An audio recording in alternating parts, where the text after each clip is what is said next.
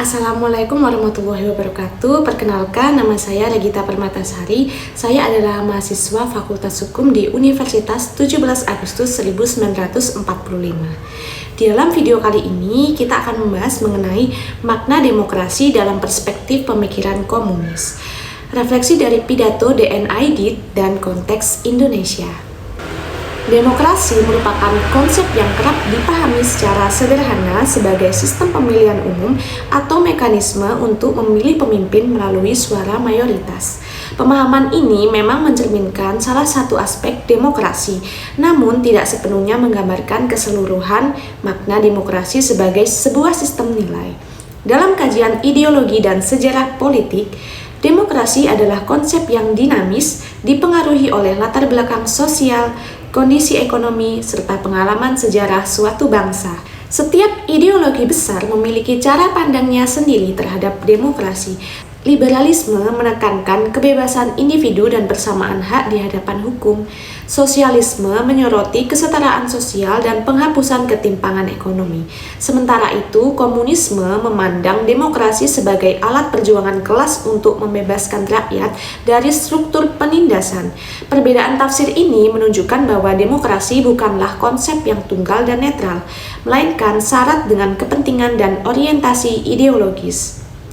Oleh karena itu, memahami demokrasi secara utuh menuntut pendekatan yang kritis dan historis. Demokrasi tidak cukup dipahami sebagai prosedur politik semata, namun juga harus dilihat dari substansi keadilan yang dihasilkannya. Dalam konteks inilah pemikiran demokrasi dalam ideologi komunis, khususnya sebagaimana tercermin dalam pidato DN Aidit pada tahun 1952, menjadi penting untuk dikaji sebagai bahan refleksi akademik. Tujuan utama pembahasan ini adalah memahami bagaimana demokrasi dimaknai dalam pemikiran komunis, lalu membandingkannya dengan demokrasi Indonesia yang berlandaskan Pancasila. Dengan pendekatan tersebut, demokrasi dapat dipahami secara lebih mendalam, kontekstual, dan reflektif. Pidato DN Aidit lahir dalam konteks Indonesia pasca kemerdekaan, ketika bangsa Indonesia masih berusaha membangun fondasi negara yang merdeka dan berdaulat. Pada masa itu, demokrasi belum menjadi sistem yang stabil, struktur ekonomi masih timpang, sebagian besar rakyat hidup dalam kemiskinan, dan warisan kolonialisme masih sangat terasa dalam kehidupan sosial dan politik. Aidit melihat bahwa kolonialisme tidak hanya meninggalkan penderitaan ekonomi, namun juga mewariskan sistem politik yang tidak demokratis. Menurutnya, kolonialisme Barat memperlihatkan kontradiksi mendasar antara ajaran dan praktek. Demokrasi diklaim sebagai nilai universal, namun dalam prakteknya hanya dinikmati oleh bangsa penjajah. Sementara rakyat jajahan hidup dalam sistem otoriter dan eksploitatif. Pengalaman inilah yang melahirkan kecurigaan mendalam terhadap demokrasi liberal Barat.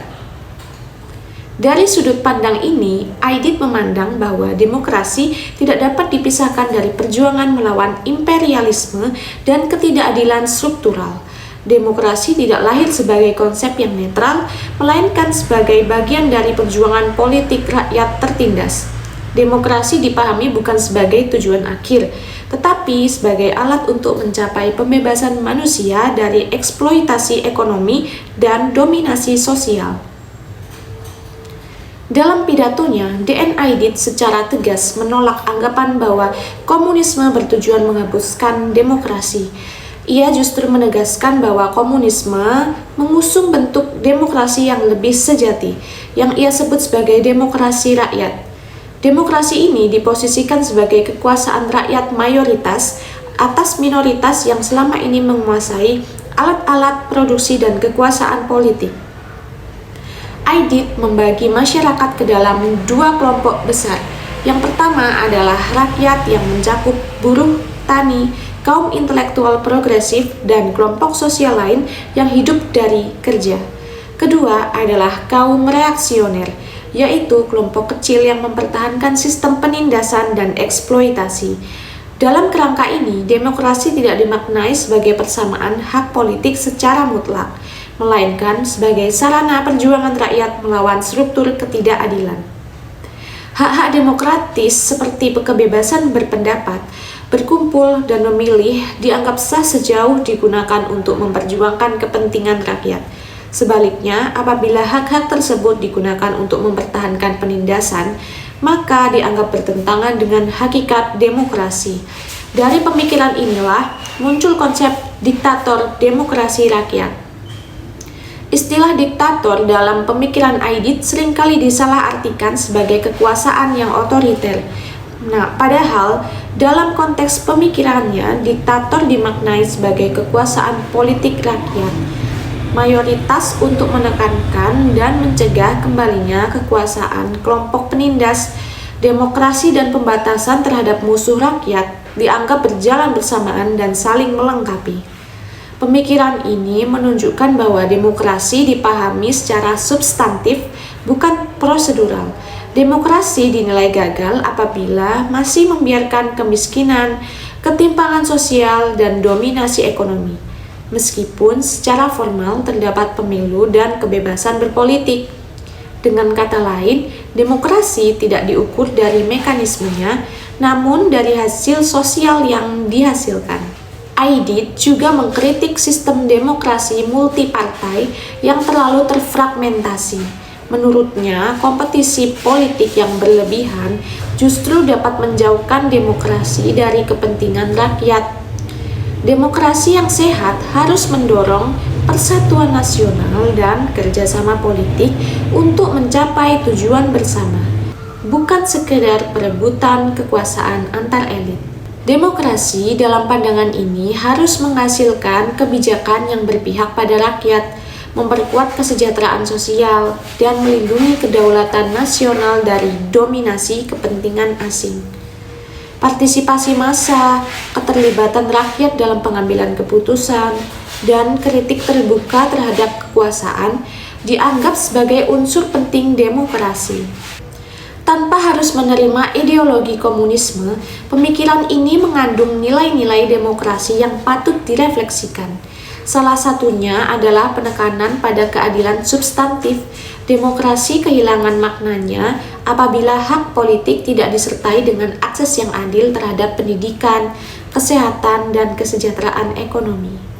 Pemikiran ini juga mengingatkan bahwa demokrasi tidak boleh berhenti pada pemilu 5 tahunan. Demokrasi harus hidup dalam praktek sehari-hari, dalam hubungan kerja, kebijakan ekonomi, dan distribusi sumber daya. Namun demikian, pemikiran ini juga menyimpan resiko yang serius apabila pembatasan hak politik dilakukan tanpa mekanisme kontrol dan perlindungan hak asasi manusia.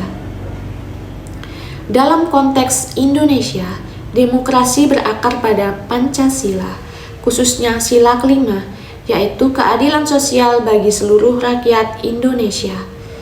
Demokrasi Pancasila tidak menempatkan demokrasi semata sebagai kekuasaan mayoritas, tetapi sebagai sistem nilai yang menekankan musyawarah, gotong royong, dan tanggung jawab sosial.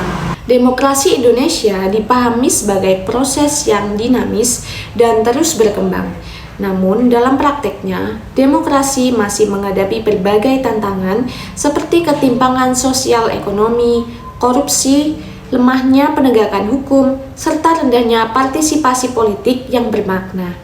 Kondisi ini menunjukkan bahwa demokrasi prosedural serta rendahnya partisipasi politik yang bermakna.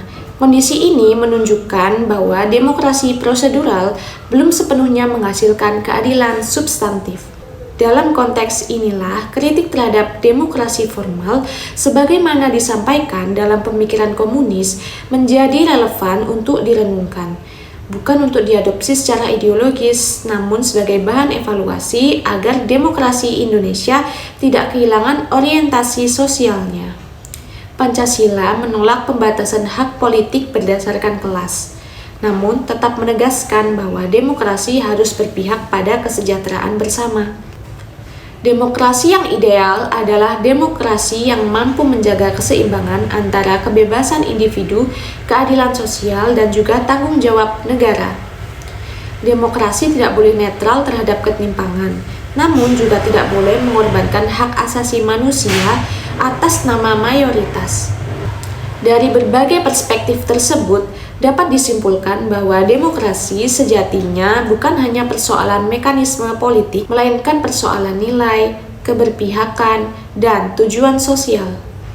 Demokrasi yang hanya berfokus pada prosedur beresiko kehilangan legitimasi moral, sementara demokrasi yang berorientasi pada keadilan memiliki peluang yang lebih besar untuk dirasakan manfaatnya oleh rakyat.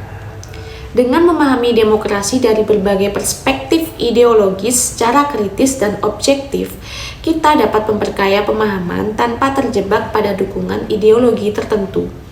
Demokrasi Indonesia sebagai proses yang terus berjalan membutuhkan refleksi historis agar tetap berakar pada nilai kemanusiaan dan keadilan sosial.